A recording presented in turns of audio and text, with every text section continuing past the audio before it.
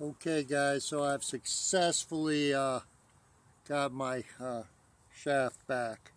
This is a Honda 40 and it went all the way when I first started it. It was all the way to 0.70 when we started this process. And so here's what it is I got my gauge here and you can see we're down pretty good. It's under 0.10 now.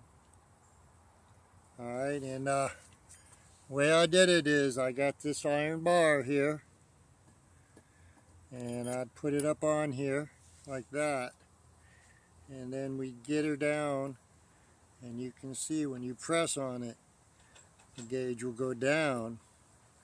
And then what I was doing is getting it to top dead center, and I got this 4x4 and I would give it a good whop like that, good whop on it. And each time I did that, it kept going down and down and down until we got it to, like I said, where she's really pretty good right now. And I had it right on the money of this thing. You gotta zero it out.